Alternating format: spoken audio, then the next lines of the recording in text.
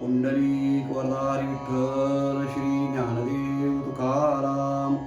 नमस्कार मंडळी, अमृतबिंदू या आध्यात्मिक मराठी यूट्यूब चॅनलवर पुन्हा एकदा आपले स्वागत आहे.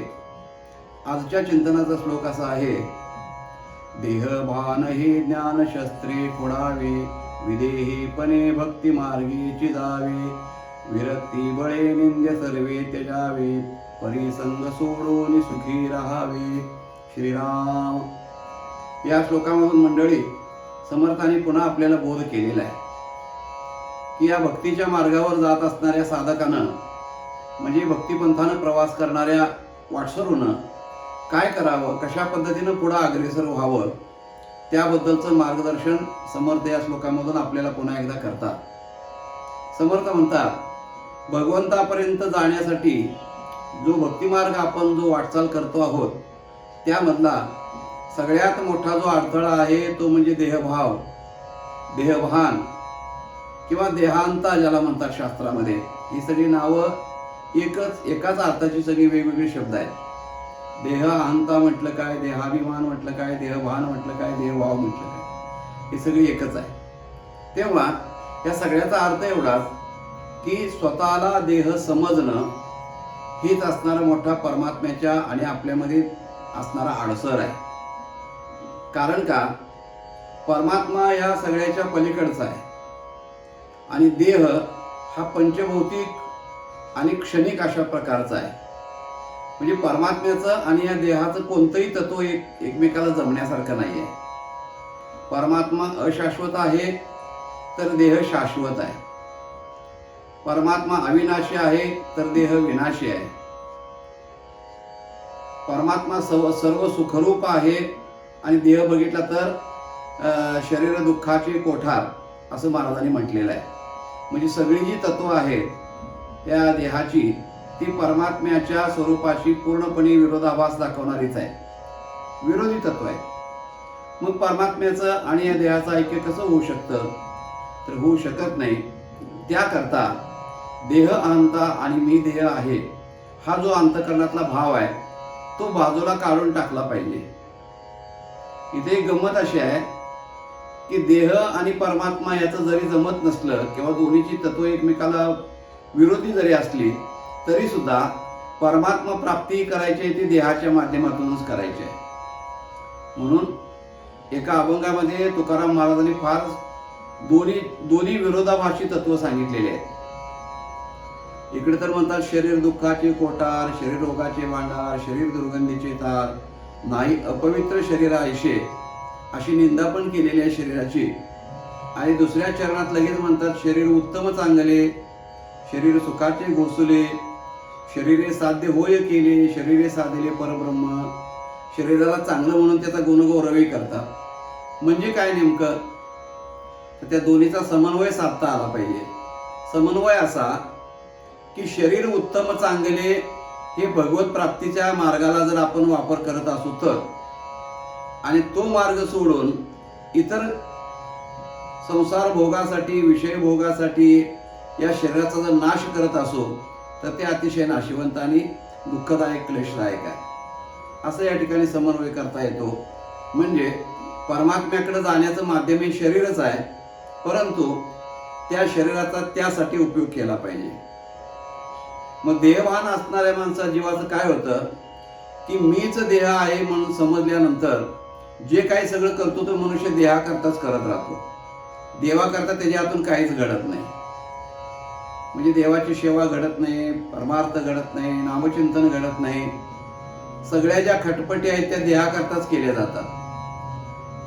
म्हणजे कसं, देह चांगला राहावा म्हणून त्याला चांगले पदार्थ खायला घालणं, देह स्वच्छ राहावा म्हणून वेगवेगळे सुगंधी पदार्थ, साबण, तेल, उठणे, अत्तर लावून आंघोळ घालणं, देह चांगला दिसावा म्हणून त्याला चांगले कपडे, अलंकार, दागिने घालणं, सगळ्या गोष्टी देह प्राधान्य ठेवून, देह केंद्रबुद्धी ठेवून, केंद्रस्थानी ठेवून करणं हे देहभानाचं लक्षण आहे. याला देहभाव म्हणतात.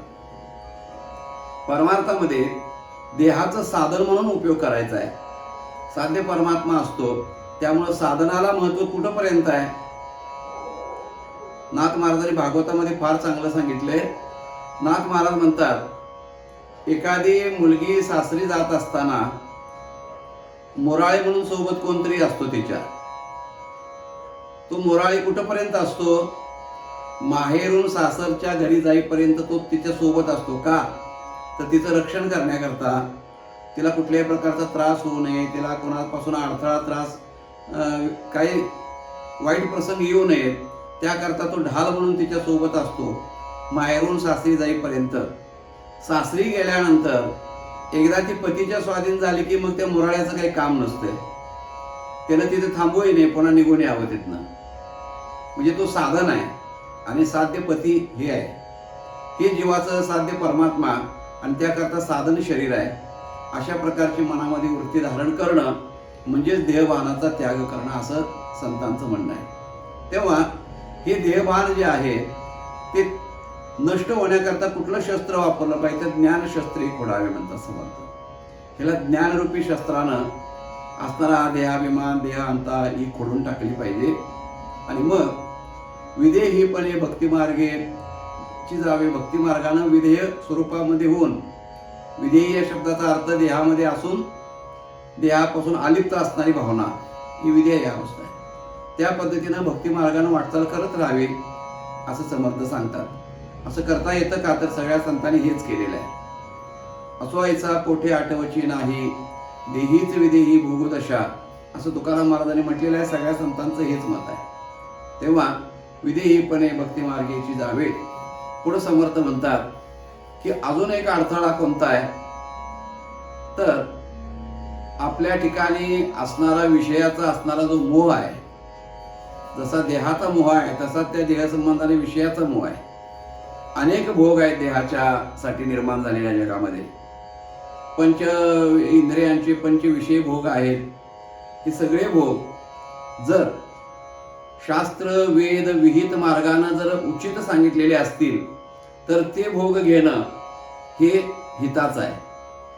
आणि शास्त्रानं वेदानं निषिद्ध सांगितलेले भोग आहेत ते भोग भोगणं म्हणजे निंद्य भोग आहे. समर्थ म्हणतात माणसाला सध्या निंद्य गोष्टी जास्त आवडायला लागलेल्या आहेत.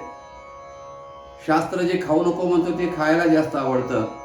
शास्त्र जे बघू नको म्हणते ते बघायला जास्त आवडतं. शास्त्र जे करू नको म्हणतं ते करायला जास्त आवडतं. म्हणजे निंद्य या सगळ्या ज्या गोष्टी शास्त्रानं निंद्य मांडलेल्या आहेत त्याच गोष्टी माणसाला जीवापाड आवडू लागलेल्या आहेत. आणि म्हणून अशा गोष्टी करणाऱ्या साधकाला परमात्मा प्राप्ती कधीच होत नाही. एक तर परमात्मा प्राप्त होतो, नाहीतर मग विषयाच्या दलदलीमध्ये नरकामध्ये जाऊन पडावं लागतं. दोनच गोष्टी आहेत. तेव्हा ज्याला काही भक्तिमार्ग साध्य करायचा आहे त्यानं वैराग्य अंतःकरणामध्ये धारण करून विरक्तीबळे निंद्य सर्वे त्याजावे. निंद्य ज्या गोष्टी आहेत त्या वैराग्याच्या बळानं त्याचा त्याग केला पाहिजे. अमुक गोष्ट नाही ना खायची तर नाहीच खायची. अमुक ठिकाणी नाही जायचं तर जायचं नाहीच. अशा प्रकारचा निर्धार मनाचा करणं याला वैराग्य म्हणतात. त्या वैराग्यानं निंद्य गोष्टीचा त्याग करावा. आणि काय करावं? परिसंग सोडून सुखी राहावे. या सगळ्यापासून असणारा अलिप्त राहणं, अलिप्तता मनामध्ये बाळगणं, सगळ्यामध्ये असून नसल्याच्या अवस्थेमध्ये राहणं त्याला निसंग राहणं म्हणतात. अशा प्रकारे सर्वामध्ये तो असल्या तो वर्तत दिसती देही परिदेहीना माझे ठाई असं भगवंतांनी ज्ञानेश्वरीमध्ये म्हटलेलं आहे. तेव्हा सगळ्यामध्ये आहे असं तर दिसला पाहिजे, पण तो तर कशामध्ये नसला पाहिजे. त्याला निसंग अशा प्रकारची अवस्था म्हणतात. अशा अवस्थेमध्ये साधकाने राहावं असं समर्थांचं या श्लोकामधून भक्ती मार्गाने वाटचाल करणाऱ्या साधकांच्यासाठी असणारा हा बोध आहे. तेव्हा असं असणारं या श्लोकाचं हे चिंतन आहे. मंडळी, चिंतन आपल्याला कसं वाटलं ते जरूर कळवा. चॅनल अजून सबस्क्राईब केलं नसेल तर अवश्य सबस्क्राईब करा. इतरांच्यापर्यंत त्याची माहिती जरूर द्या. मंडळी, आमचे जे नवीन सबस्क्रायबर आहेत आत्ता अलीकडे जे जोडले गेलेले आहेत त्यांच्यासाठी एक माहिती की खूप सारे व्हिडिओ आपले या चॅनलवरती यूट्यूबला स्टोअर आहेत. ते आपण पाठीमागे प्लेलिस्टमध्ये जाऊन पाठीमागचे खूप चांगले व्हिडिओ जवळजवळ 250-300 व्हिडिओ आपले चॅनलवरती अपलोड आहेत. ते सगळे व्हिडिओ आपण जरूर बघा, ऐका. आपल्याला नक्की आनंद वाटेल. तेव्हा भेटूया मंडळी पुढच्या भागामध्ये. तोपर्यंत नमस्कार. रामकृष्ण हरी.